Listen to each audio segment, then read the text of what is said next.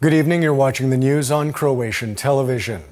Agrokor founder Ivica Todorić, who is currently facing extradition proceedings in London, has rejected allegations against him regarding his role in the concern's downfall. Todorić claimed in an interview for N1 television that he only signed Lex Agrokor after being pressured.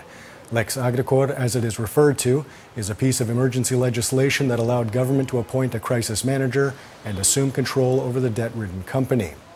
Todorić also claimed that he was being politically persecuted by Prime Minister Andrej Plenković, Economy Minister Martina Dalić, and Interior Minister Davor Božinović. Plenković comments on Agrokor every single day. He defends the actions of Minister Dalić and her team, and Minister Božinović is obviously part of that group.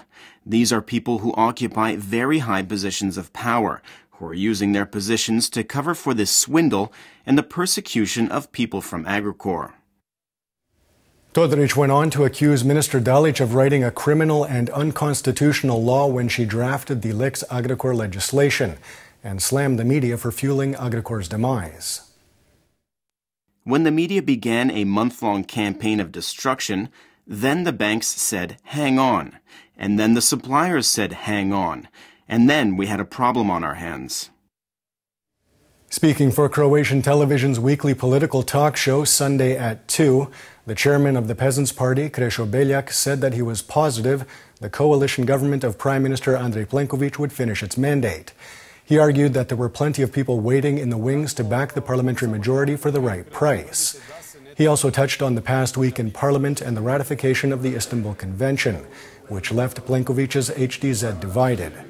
Beljak said that he does not believe that the decision of some HDZ MPs to vote against the convention's ratification will harm Plenković's standing within the party in any way. There are people from the left and the right there. There are a mass of former members of the Communist Party who, quote-unquote, converted, but they have the same interests, and that is to be parasites on this society. There are an ever-growing number of them. Mr. Plenković has employed an additional 5,000 plus more of them in these past 2 years. And the overall situation is such that we have at least 50 to 60,000 parasites that should be kicked to the curb tomorrow. Let them emigrate to Ireland, and not our youth and those with an education who no longer see any perspective for themselves in this country. Today was the final day of the Zagreb Auto Show. The 6-day event featured 460 exhibitors from 34 countries. It is estimated that more than 140,000 people visited this year's show. The Zagreb Auto Show isn't here just for the 140 or 150,000 visitors. It is first and foremost an economic event and also a social event. When I say that, I mean that in terms of ticket sales. As of yesterday, we registered more than 10,000 from the business sector alone, be they from Croatia or the wider region. Turning to sports, and we start with the regional Adriatic Water Polo League. Jug of Dubrovnik won their third consecutive league title last night with a 15-8 win over Zagreb's Mladost. Leading the way for Jug were Loren Fatović and Vincenzo Renzuto with 4 goals each. Jug won all 20 Adriatic League games this season. We showed throughout this tournament that we were the best team of the Regional Water Polo League, and I'm glad we did so in this fashion. Now we are going to turn our attention to the Champions League. But this is truly a good season for us as far as the regional league is concerned. In tennis, Croatia's Nikola Mektić and his partner Alexander Peja from Austria have won the doubles title at the ATP tournament in Marrakesh, with a 2-1 win over the French duo of Benoit Paire and Edouard Roger Vasselin. Meanwhile, Croatian veteran Ivo Karlovic fell short of the final of the ATP tournament in Houston, Texas, after losing to American Tennys Sandgren 7-6, 7-6 in last night's semifinal. At 39, Karlovic is the oldest player since Jimmy Connors in 1993 to appear in the semifinals of an ATP tournament. And in the final game of the 29th round of play in the domestic football league, Lokomotiva Zagreb beat Slaven Belupo 5-2 this afternoon. Yesterday, Dinamo beat Cibalia 2-0 in Vinkovci, while Hajduk blanked Inter 3-0 in Zaprešić. Dinamo leads in the standings with 66 points, followed by Hajduk with 58 and Rijeka with 54.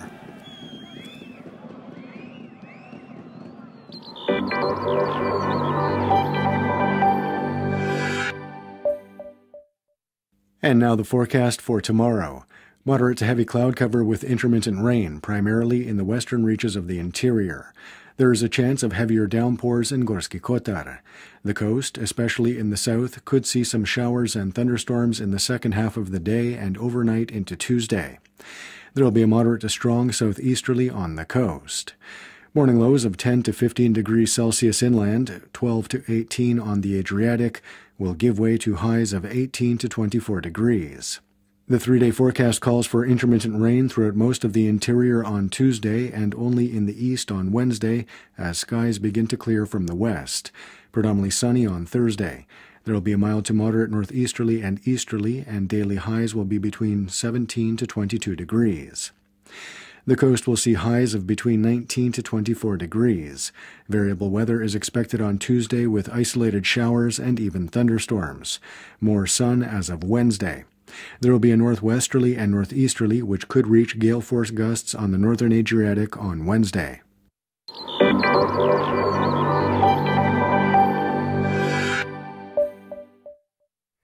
And that wraps up the news. Be sure to join us again tomorrow night.